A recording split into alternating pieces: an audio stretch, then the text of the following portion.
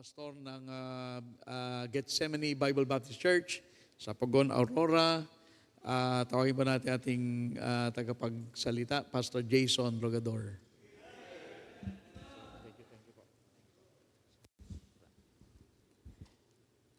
Amen. So, good evening everyone. Amen. So, salamat po sa privilege na maging kabahagi po ng inyong gawain. At salamat dahil po sa inyong patuloy na pananalangin po sa gawaing misyon doon po sa Pugon. Truly, the Lord is really good sa ating pong mga buhay at binigyan tayo ng pribilehiyo para makapaglingkod sa Kanya. Okay? At salamat po dahil malaking tulong po kayo, yung inyo pong panalangin, yung inyo pong suporta sa gawain po ng Panginoon. At salamat po sa inyong prayer dahil naging matagumpay naman po yung aming pong anniversary noong pong Pebrero. Salamat po sa inyo pong panalangin at patuloy na pakikibahagi sa gawain po doon. So patuloy niyo pong ipanalangin yung aming pong mga prayer request at sa pangangailangan po ng ministry doon po sa Gethsemane Bible Baptist Mission. Pakisama niyo rin po sa panalangin din nga pala yung aking pong senior pastor, Pastor Domeng, na isinugod po sa hospital nitong nakaraan. Pero nailabas na naman po at siya po ay sumuka ng blood. So but anyway, so naman na po. Pero mag-undergo ng 6 months na medication. So pakisama niyo po sa panalangin yung aking pong pastor, si Pastor Domingo Santiago Jr. And also pakisama niyo rin po sa panalangin yung pangangailangan din po ng family ko doon po sa kasi kami po ay wala pa pong parsonage. Pero sa biyaya naman ng Panginoon ay nakakatulog pa rin naman. Doon po sa amin pong bahay-sambahan ay nagtatabing lang kami ng kortina. Pero mahimbing pa rin ang tulog. So salamat sa Panginoon dahil truly the Lord is really good. Tayo lang ay kumbaga ay maging maging masaya sa bawat ipinagkakaloob ng Diyos sa atin. Di man tayo nagre-reklamo. Masarap nga Masarap maglingkod sa Panginoon. But anyway, sa gabi pong ito, tayo po ay mag-aaral ng salita ng Diyos. Kayo ho ba'y ready na? Amen. So let us open our Bible to the book of 2 Chronicles. Ikalawang Chronicles chapter 30, verse number 27. Tayo pong lahat ay tumayo bilang paggalang po natin sa salita ng Diyos. To the book of Chronicles, 2 Chronicles chapter 30, verse number 27.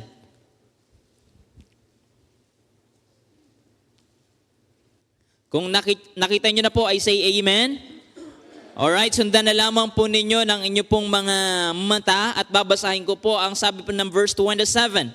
Then the priest, the Levites arose and blessed the people, and their voice was heard, and their prayer came up to his holy dwelling place, even unto heaven. Tumayo ang mga pari at ang mga Levita at binasbasan ng mga tao. Ang panalangin nila'y nakaabot sa tahanan ng Diyos sa langit. Pamagatan po natin ang ating puminsahe sa gabing ito na panalangin abot langit. So tayo po muna yung manalangin. Father in heaven, Lord, we are so thankful dahil alam namin na ang Diyos na aming pinaglilingkuran ay buhay na Diyos. At kayo, Panginoon, ay tumutugon sa aming pong mga panalangin. At kami po yung nagtitiwala sa inyo pong kapangyarihan na sa lahat ng aming pong panalangin ay kayo po ay may nakahandang katugunan. Tulungan niyo po kami na laging magtiwala sa inyo at humihiling kami ng inyo pong basbas sa gabing ito at ikaw pong aming dinadakila sa pagkakataong ito. Gabayan niyo rin po ang inyong lingkod at pamahalaan niyo po ang bawat isa. In Jesus' name we pray. Amen. Amen. Sumari na po kayo magsiupo. Kaya sabi po ng salita ng Diyos, ang sabi po ng Biblia, and their prayer came up to his holy dwelling place, even unto heaven.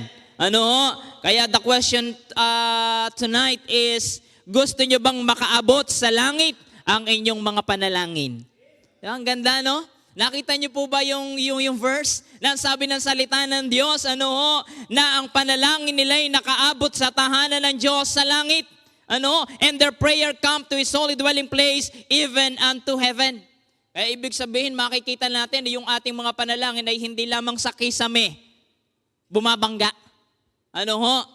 na kung saan ang sabi ng salita ng Diyos that we have that kind of assurance na ang ating pong mga panalangin na kung tayo po talaga ay lulod sa Diyos at makikita ng Panginoon ang ating pong mga puso, ang ating pong mga panalangin ay makakaabot hanggang doon sa tahanan ng Diyos sa langit. Amen po ba? Amen. I know that every one of us ay merong something na sa ating mga puso na ating pong ipinapanalangin. Yung iba'y hindi mabanggit. Pero I know that deep inside in your heart, you have something na kung saan ay napaka-importante at sinasabi natin sa Diyos, Lord, tulungan mo ako. Dahil marami tayong mga pinagdadaanan, marami tayong mga pangangailangan, marami tayong mga pagsubok na gusto nating malagpasan at wala tayong ibang paraan kundi ang manalangin sa Diyos at sabihin natin sa Panginoon, Lord, Ikaw ang kailangan ko at Ikaw ang tutugon ng aking panalangin sapagkat ang panalangin ko'y nakakaabot hanggang sa iyong tahanan dyan sa langit. Amen po ba? Kaya kinakailangan tayo po'y maging seryoso sa ating pong mga buhay, lalo tigit sa lahat kung tayo po'y lalapit sa Diyos. Dahil yung panalangin natin, yan yung ating paraan para masabi natin sa Panginoon. And anyway, alam niyo po, napakaganda that every time na kung saan tayo po'y merong maayos na puso, yung ating pong panalangin ay hindi loading. Hindi mahina ang internet. Okay? Laging may data. Na kung saan ay nakakaabot yung ating mensahe sa Panginoon, na kung saan sinasabi natin sa Panginoon na bago pa man ibukas natin yung ating mga bibig, yung ating puso ay nangungusap na sa Diyos. Umiiyak na, nananaghoy na po tayo.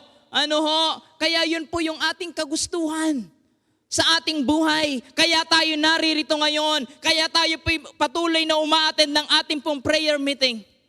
Alam niyo po, ang mga miyembro po natin doon po sa Gethsemane, ang akin pong laging challenge po sa kanila kung ano yung kanilang kakagagalakan sa kanilang mga buhay, ito'y walang iba kundi yung pananalangin. Maraming mga bagay na pwede tayong magawa, pero we need the power of God na kung saan ay tutulong sa atin upang mas maging matagumpay ang lahat ng ating ginagawa. Because without prayer, there is no power. Si Ernie Baron, kung walang knowledge, di ba? Walang power. Pero tayo, kailangan natin yung prayer. Kinakailangan natin yung connection with the Lord na kung saan tayo hihiling sa Panginoon. And in fact, God commands us to pray continually. Kaya sabi ng salita ng Diyos, pray without ceasing. Kaya yun po yun. Pero ngayon titingnan po natin sa pagkakatong ito, ang buhay po ni Hezekiah. Okay? Nang sabi po ng 2 Chronicles chapter 29, verse number 1 to 3. Ang sabi po ng salita ng Diyos, sino ba si Hezekiah? Hezekiah began to reign when he was 5 and 20 years old. And he reigned 9 and 20 years in Jerusalem. And his mother's name was Abijah, the daughter of Zechariah. And he did, ang sabi ng verse 2, ano sabi ng Bible? And he did that which was right in the sight of the Lord according to all that David his father had done. Diba? At ginawa niya kung ano yung kalugod-lugod, kagaya kung papaano gumawa ang kanyang ninuno na walang iba kundi si Haring David. Okay, so ngayon makikita po natin, though he was not perfect, pero makita natin in the introduction that ang sabi ng salita ng Diyos, ginawa niya kung ano yung kalugod-lugod sa Panginoon. At yan po yung napaka-importante. Bagamat makikita natin si Hezekiah being a son of a bad king, si Ahaz, si King Ahaz, okay? Pero ang sabi ng salita ng Diyos, siya po yung naging kalugod-lugod. It doesn't matter kung ano yung past natin. Kung saan tayo nagmula sa ating buhay. Pero kung ating pong titingnan na bagamat itong si Hezekiah ay anak ng masamang hari na hindi kinalugdan ng Diyos, pero nakita natin na naging makabuluhan at ang sabi ng salita ng Diyos ay naging matagumpay ang kanyang buhay paglilingkod. Alright? So number 1 mga kapatid, the requirements. If you really want that your prayer ay makaabot unto heaven, so number 1 is yung meron tayong requirements sa ating tinatawag na panalangin abot langit. Okay?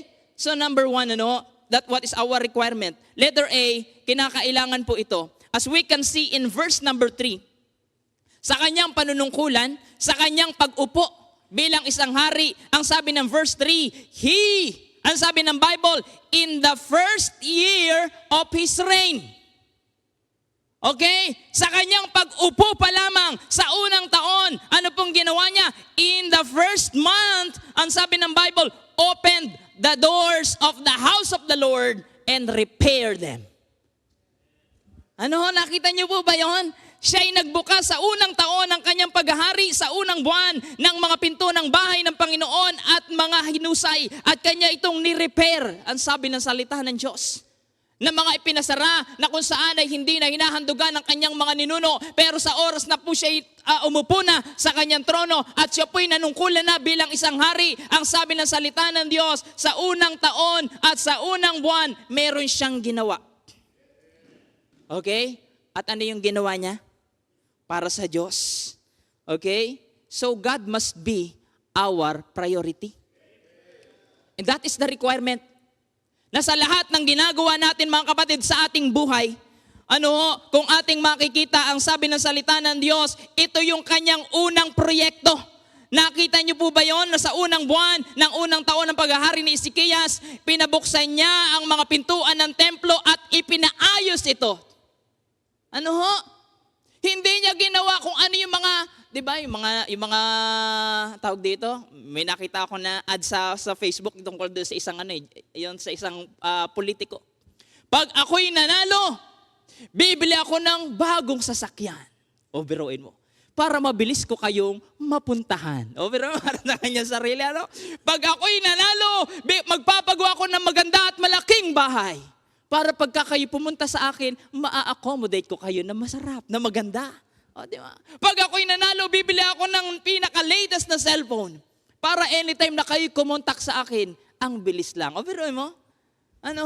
Pero listen to this. Na ang sabi ng salita ng Diyos, si Hezekiah, ang sabi ng salita ng Diyos, sa unang taon ng kanyang panunungkulan, ang kanyang unang naging proyekto ay para sa Diyos.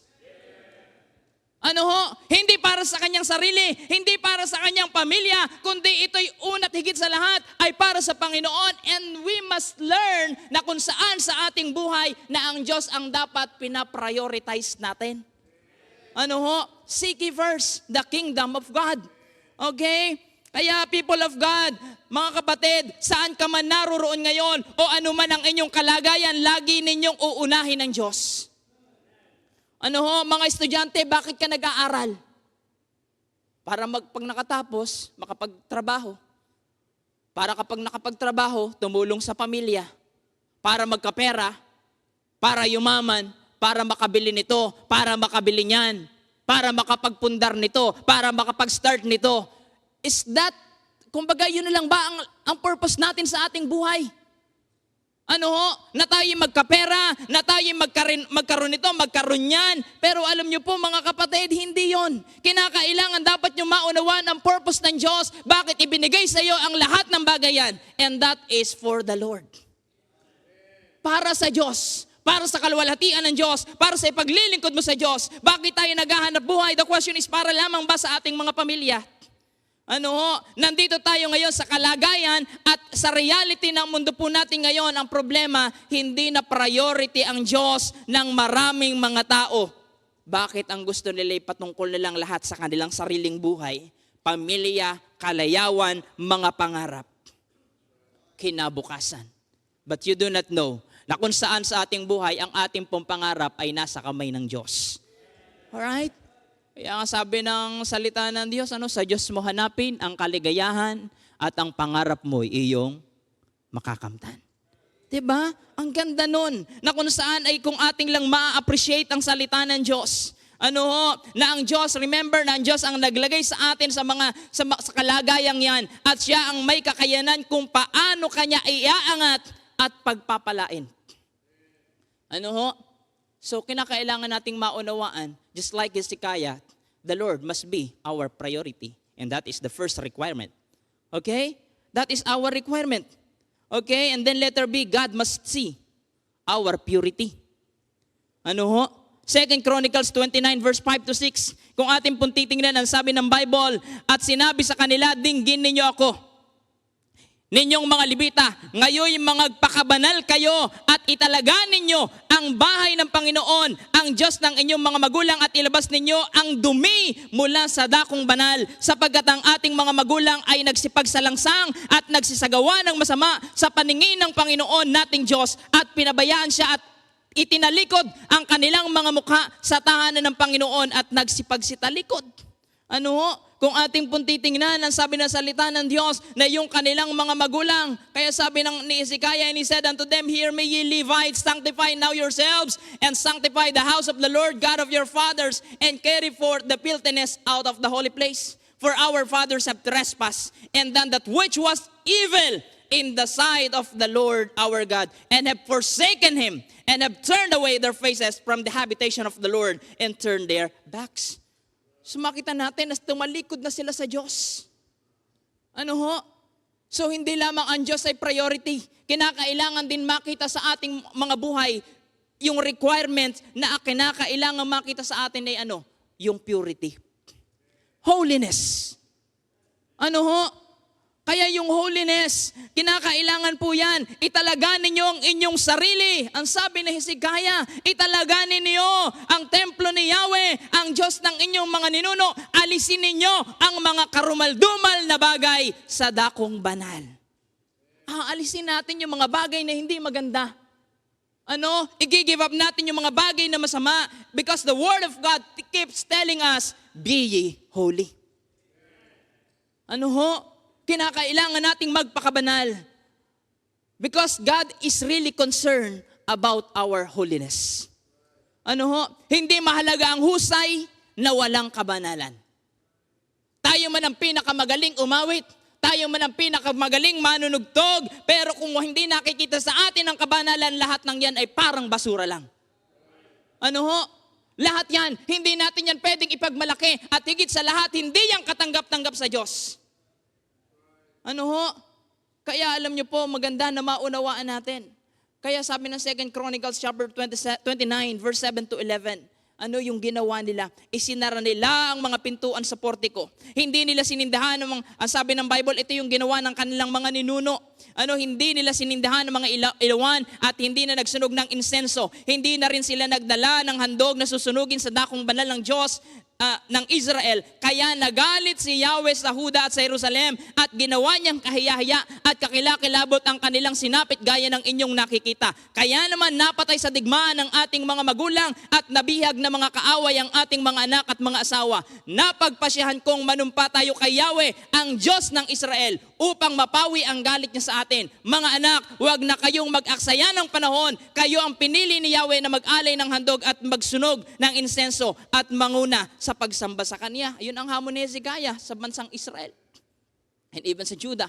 Na kinakailangan talagang i-give up natin. Tatalikuran natin yung mga bagay na masama.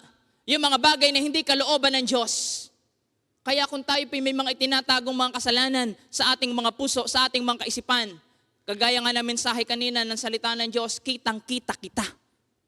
Why? Because the Lord is looking down from heaven. Tinitingnan tayo, tinitingnan ang ating mga puso, tinitingnan ang ating mga kaisipan. Kung ito'y merong karumihan, kung ito ba ay may mga nakatagong kasalanan, at tatandaan po natin, hindi natin matatakasan ang ating kasalanan. Hindi natin kayang itago ang ating mga kasalanan. Hindi natin kayang dayain ang Diyos ng kabanalan. Ano ho? Hindi natin madadaya ang Diyos. Kaya siya dapat ay, kumbaga makita natin, sa ating buhay yung tinatawag na siya ang priority. At makita sa atin yung tinatawag na purity sa ating mga buhay. The problem here, alam niyo po, ang nakakalungkot sa mundo ng mga hindi mananampalataya. Halos mga young people hindi na pure. Ano? Na kung saan ay lahat na lang ay, kumbaga ay sa kanilang buhay ay in-experiment na. That even for those things na kung saan ay hindi kalooban ng Diyos. Ang nakakalungkot that even sa mga nagsasabing mga mananampalataya ay ganun din. Ginagaya natin ang sanlibutan. Ano ho? Kaya ikakasal mo, anong kanta? Here comes the bride, 6 months inside. O, di ba? Bakit? There is no purity at all. Ano ho? Minsan ay magtatago tayo sa ating pastor pero hindi tayo makakapagtago sa ating Diyos. Ano ho? Kinakailangan na tayo po'y merong kabanalan. Ano ho? Kinakailangan na makita sa atin yung tinatawag na pagiging tapat sa Diyos sa lahat ng bagay. Sa anumang mga kalagayan natin, sa ating mga young people, sa ating mga estudyante, sabi ko nga kaninang tanghali, kung meron mga rules and regulation, huwag kayong sumimple. Ang daming mga bawal. Pero anong ginagawa natin? Sumisimple ba tayo? Just like as simple, yung parang, yung mga lalaki, huwag kayong pupunta sa dorm ng mga babae. Di ba? Baka mamaya may dumadaan sa bintana. Binubutas ang kisame. Ano ho? Di man kayo magpapagawa. Diba? But anyway, so makikita natin, nasa ating mga buhay, ano yung ating mga ginagawa. So kinakailangan na makita sa atin na tayo po ay maging karapat-dapat sa lahat ng ipinagkatiwala ng Diyos sa ating pong mga buhay. Okay? Purity must be seen sa bawat isa. Number 2. Okay? The responsibility. The responsibility. If you really want ng inyong mga panalangin ay makaabot hanggang sa langit. Okay? Ito'y kasama rin. 2 Chronicles, dito lang natin titingnan lahat sa buhay po do sa aklat ni Hezekiah from chapter 29 hanggang maabot natin hanggang 32. Okay? Ang sabi ng salita ng Diyos in verse 20 ng chapter 29 2 Chronicles, ang sabi ng Bible, then Hezekiah the king rose early and gathered the rulers of the city and went up to the house of the Lord. Ang sabi ng Bible, and they brought 7 bullocks and 7 rams and 7 lambs and 7 he-goats for a sin offering for the kingdom and for the sanctuary and for Judah. He commanded the priest, the son of Aaron, to offer them on the altar of the Lord. Okay? So they killed the bullocks and the priest received the blood and sprinkled it on the altar. Likewise, when they had killed the rams, they sprinkled the blood upon the altar. They killed also the lambs, and they sprinkled the blood upon the altar. And they brought forth the he-goats for the sin offering before the king and the congregation, and they laid their hands upon them. And the priests killed them, and they made reconciliation with their blood upon the altar to make an atonement for all Israel. For the king commanded that the burnt offering and the sin offering should be made for all Israel. Kaya makita natin, ang sabi ng salita ng Diyos, maagang-maaga pa'y bumangon na si Haring Hezekiah para Para mag-offer sa Diyos. What is our responsibility? Okay? Bilang mga hinirang ng Diyos, we should honor Him with your treasure. Kung ano yung mga bagay na meron ka, yun ang mga bagay na meron sila. At yung mga bagay na meron sila ay inihandog nila sa Diyos. Inihandog nila sa Diyos. Kaya yung alam niyo po bilang mga mananampalataya, yung ating pagsamba ay laging merong pagbibigay. Meron laging pagbibigay at ang pagsambay pagbibigay sa Diyos. Hindi ito pagtanggap. Bagamat package na yon. Talagang ibibigay ng Diyos yun. Kinakailangan lang makita sa atin yung kadalisayan ng ating mga puso.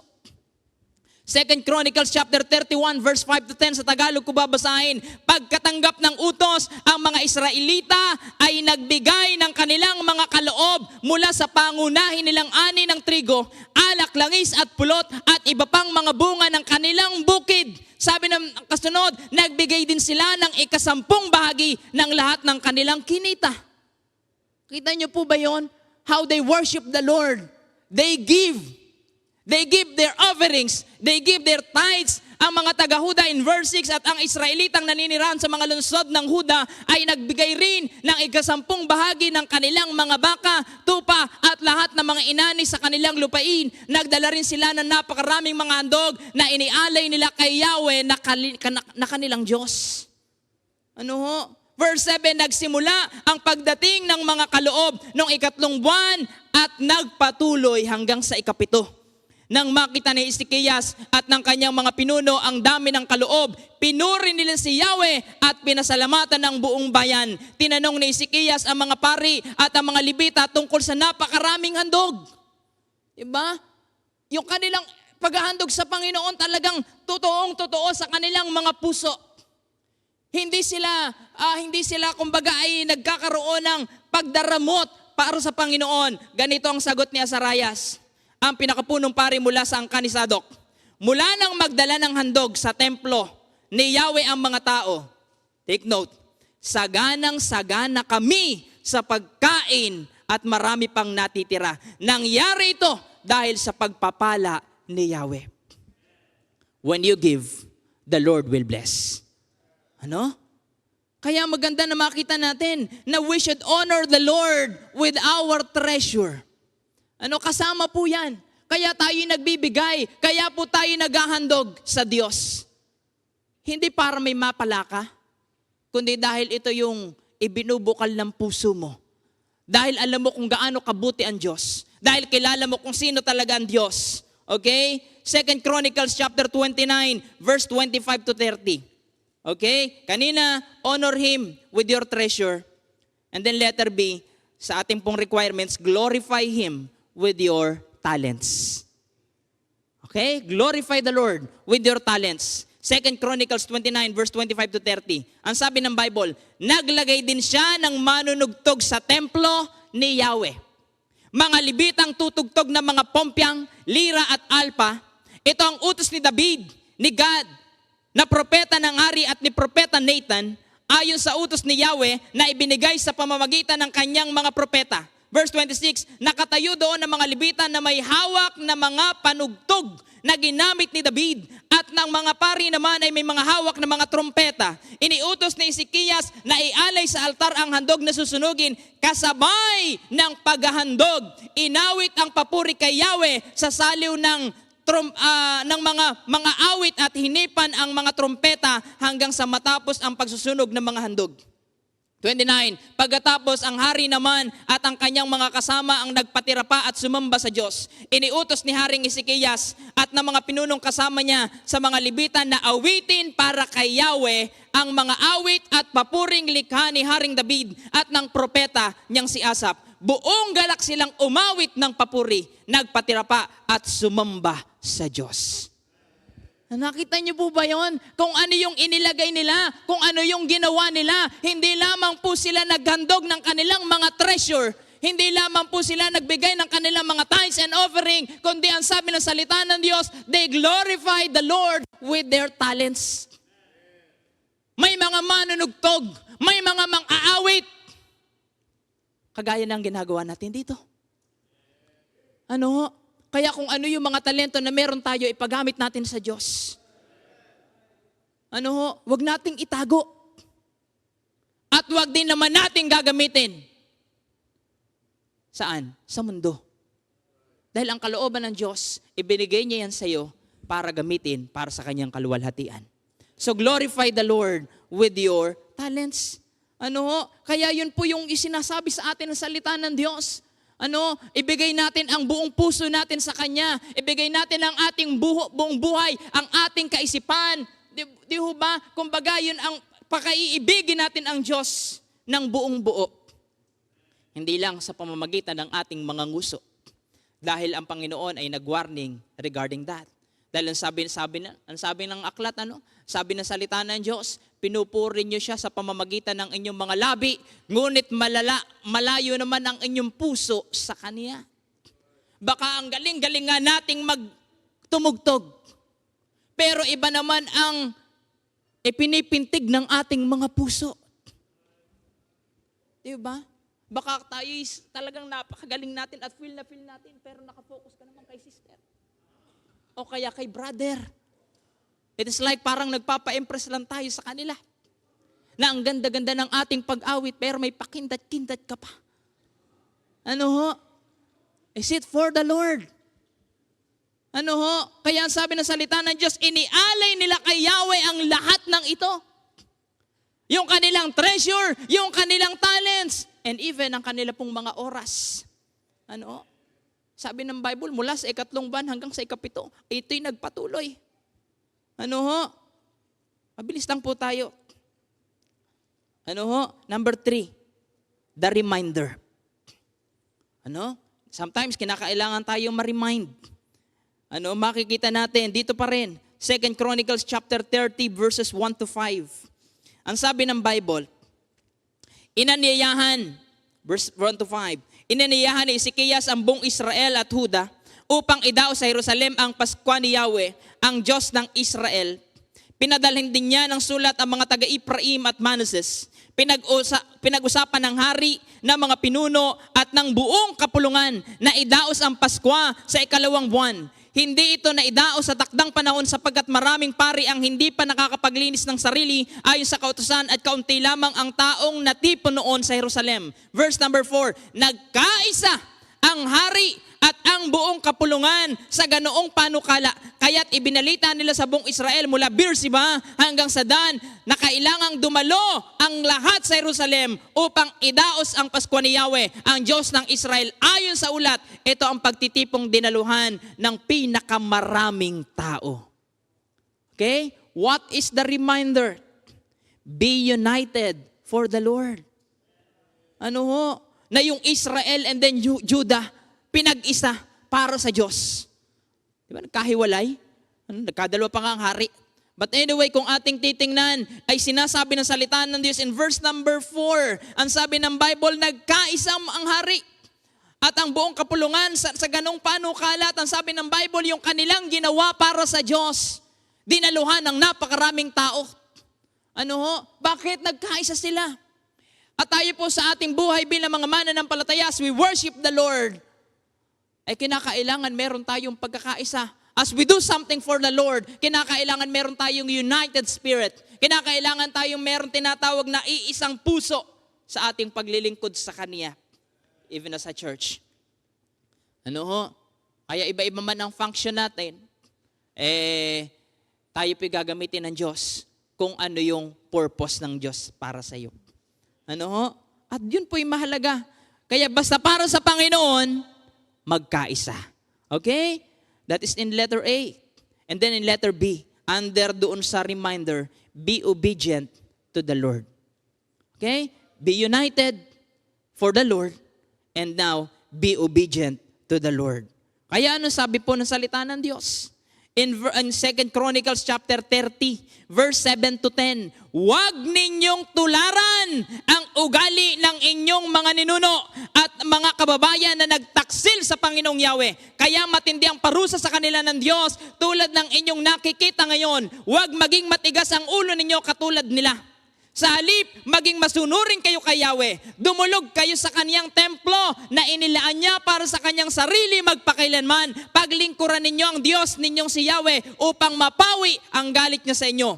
Kung manunumbalik kayo sa Kaniya, ang inyong mga kababayan at kamag-anak na dinalang bihag sa ibang bansa ay kahabagan ng mga bumihag sa kanila at pababalikin sila sa lupaing ito.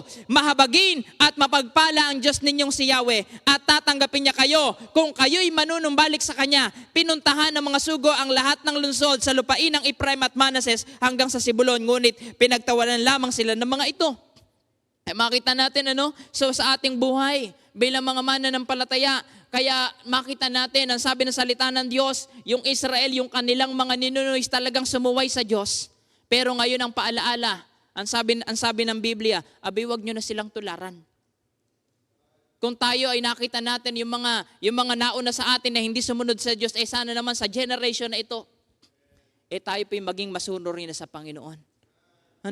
Maging masunurin na tayo sa Panginoon na kinakailangan sa ating buhay. Ang sabi po ng salita ng Diyos, kumbaga talikdan na natin lahat ng bagay na masama. 2 Chronicles chapter 31 verse 1, now when all this was finished, all Israel that were present went out to the cities of Judah and break the images in pieces and cut down the groves and threw down the high places and the altars out of all Judah and Benjamin, in Ephraim also and Manasseh, until they had utterly destroyed them all. Then all the children of Israel returned, every man to his possession, into their own cities. Kaya alam niyo po, ang ginawa nila, dahil marami silang mga Diyos-Diyosan na naandoon sa kanilang lupain, pero nung narinig nila yung panukala, nung narinig nila yung warning, nung narinig nila ang salita ng Diyos, anong ginawa nila? They break the images in pieces and cut down the groves. Okay? So ibig sabihin talagang pagkatapos ng pagdiriwang na ito, nagdiwang sila eh. Pagkatapos ng pagdiriwang na ito, ang lahat ng Israelitang dumalo ay pumunta sa mga lungsod ng Huda at pinutol nila ang mga haliging sinasamba at dinurog ang mga imahe ng Diyos-Diyosang si Asyera. Winasak din nila ang mga sambahan at dambanan ng mga pagano. Ginawa rin nila ito sa buong Huda, Benjamin, Ephraim at Manases pagkatapos ay umuwi na sila sa kanilang mga tahanan. Alam niyo po, palagi ang resulta ng pagsamba ay pagtalikod sa kasalanan. Ano? Pagtalikod sa kasalanan. Hindi lang tayo tagapakinig, kundi tagagawa rin tayo. Dahil ang sabi ng salita ng Diyos, kung kayo nakikinig lamang ng kanyang salita at hindi mo naman isinasagawa, hindi mo naman inia-apply, para kang nagtayo ng bahay sa buhanginan. Diba? Alam natin ang mangyayari. So we should apply everything we learned. Kaya kinakailangan natin maging obedient sa Panginoon. Wasakin na ang mga maling gawa, iwaksin na natin ang mga maling gawi sa ating pong mga buhay. Kaya ang tanong, pag-uwi ba natin, may maaalala pa tayo? Ano? Sa mga pagsaway sa atin ng Diyos, sa mga pangungusap sa atin ng Panginoon, at kung ginawa po natin yan, makita na natin, and then the last, the result. May resulta na. May resulta na. Kaya ang sabi ng Bible, in 2 Chronicles chapter 30 verse 27, their prayers are heard. Okay? Then the priest, the Levites arose and blessed the people, and their voice was heard, and their prayers came up to his holy dwelling place, even unto heaven. Nakarating sa langit. Bakit? Dahil sa kanilang mga ginawa. 2 Chronicles chapter 31 verse 10 and then verse 21, makita natin the people are prospered. Pinagpala sila ng Diyos.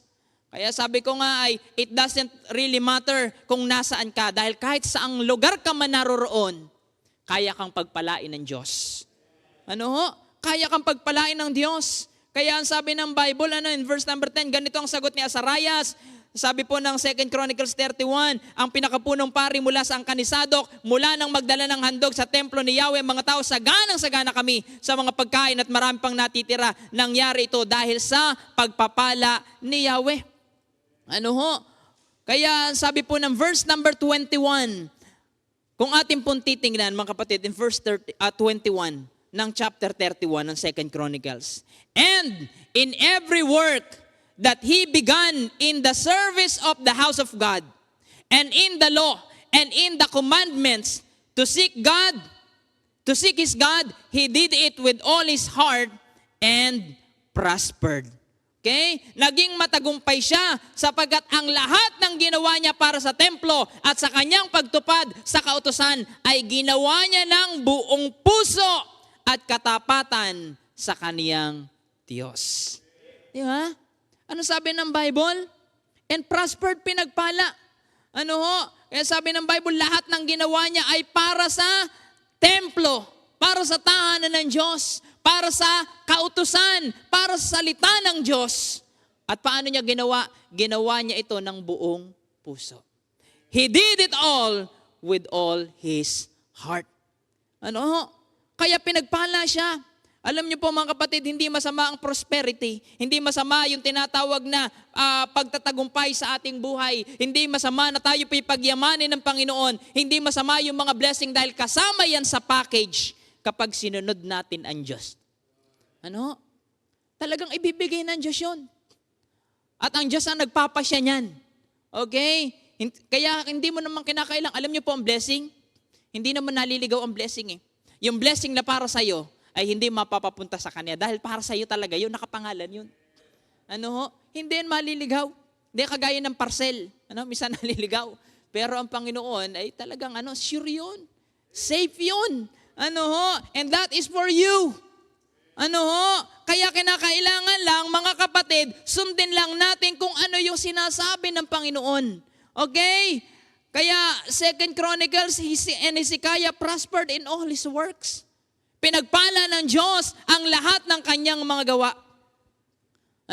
Alam niyo po, sabi ng Bible, sabi ng salita ng Diyos, 2 Chronicles chapter 32, verse 27 to 30. Ano sabi ng Biblia, mga kapatid? Bilang konklusyon na. Sabi ng Bible, in verse number 27. Yan. And Hezekiah had exceeding much riches and honor. And he made himself treasuries for silver, and for gold, and for precious stones, and for spices, and for shields, and for all manner of pleasant jewels, storehouses also for the increase of corn, and wine, and oil, and stalls, for all manner of beasts, and cots for flocks. Moreover, he provided him cities and possession of flocks and herds in abundance, for God had given him substance very much. Sabi ng verse 30, this same Hezekiah also stopped the upper watercourse of Gihon and brought it straight down to the west side of the city of David. And Hezekiah prospered in all his works. Ano? Ayan, sabi ng Bible, at masasabing si Hezekias ay nagtagumpay sa lahat ng kanyang mga ginagawa. Alam niyo ang dahilan? Dahil ang kanyang panalangin ay umabot hanggang langit. Ano? Kaya mga kapatid, you have your prayers sa inyong mga buhay. Tayo pa may mga panalangin sa ating mga sarili. May mga iniinda tayo sa ating mga katawan. May mga pagsubok tayo na gusto nating malagpasan. Mga kapatid, walang ibang paraan kundi ang pagsagot ng Diyos. Ang kailangan lang natin makita yung kagaya ng pangyayari sa buhay ni Hezekiah. Makita natin yung mga puntos na yon na kinakailangan ng Diyos ay priority natin. Na kinakailangan makita sa atin yung tinatawag na purity. Na kinakailangan i-honor natin siya with our treasure. Na kinakailangan i-glorify natin siya with our treasure. With our talents. Ano ho? Na sa ating timpong buhay, mga kapatid, bilang mga mananampalataya ay napakaganda na tayo po'y magkaisa para sa Panginoon at maging masunurin sa Diyos. At ang magiging resulta, you will be prospered. And then your prayers will be heard at makakaabot hanggang langit. Tayo pong lahat ay tumayo. As I call a pastor.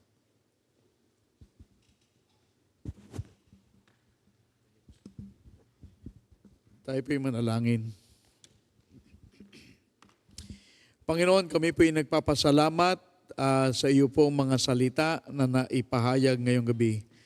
Pagpalain mo po ito sa aming mga sarili. Tulungan mo kami, Panginoon. Marami po ang aming mga pangailangan. Na kami rin ay magtagumpay because we have done that which was right and pleasing before you. Panginoon, kung meron man kami na nakikita kang karumihan o kasalanan man, tulungan mo, Panginoon, kami ngayong gabi to come before you and kami po ay maiayos namin ang aming mga buhay. Panginoon, wala po sa amin ang hindi nagkakamali. From time to time in this world that we live in, kami po minsan ay nakaka-adapt sa mga bagay na aming nakikita. And Panginoon, kung kami man ay nakalampas sa amin pong mga gawa na mali, ay Panginoon, kami po ay muli ngayong gabi, nilalapit namin ang mga bagay na ito sa iyo. Patawarin mo kami and help us, Lord, to just like Hezekiah, sa panahon ng ang Israel ay nasadlak sa kasalanan, sila po ay naka-recover because you gave them a king who led them into victory. And I pray, Panginoon, na ngayong gabi ay pangunahan mo din po kami patungo sa tagumpay ng aming buhay, pananampalataya. Ganon din naman sa aming mga naririto na wala pa kay Kristo. Tulungan mo po na matagpuan nila ang isang buhay na matagumpay at napatawad sa kasalanan sapagkat sila po ay kay Kristo nanampalataya at tumalikod sa kasalanan. Panginoon, pagpalain mo po ang aming invitation ngayong gabi. Ito po ang aming samot dalangin sa pangalan ni Jesus. Habang lahat ay nakatungo nakapikit, if you'd like to come and pray, marami tayong mga bagay na hinihiling sa panalangin. Maganda talaga kung ating panalangin ay nakakaabot sa Panginoon na tumutugon ng panalangin. But meron nga po tayong mga responsibilities. And we cannot come to the Lord if we are full of ourselves, if we are full of our sins. And so, mahalaga na tayo po ay suriin ang sarili at tingnan kung may mga bagay na hindi nakalulugod sa ating Panginoon. So, ngayong gabi, ipanalangin natin ang ating mga sarili and also unahin natin ang Panginoon. Marami po, alam ko marami tayong mga gawa, but God has to be our priority. On a Wednesday night, God has to be our priority. On a Sunday morning, God has to be our priority. Simula sa Sunday school hanggang tayo matapos, ipanalangin natin, naturuan tayo ng Panginoon na siya ang maging prioridad ng ating buhay at siya ang magturo sa atin kung paano natin gawin ang kanyang kalooban. So ngayong gabi, we come and we ask the Lord to help us. Kung ikaw ay hindi pa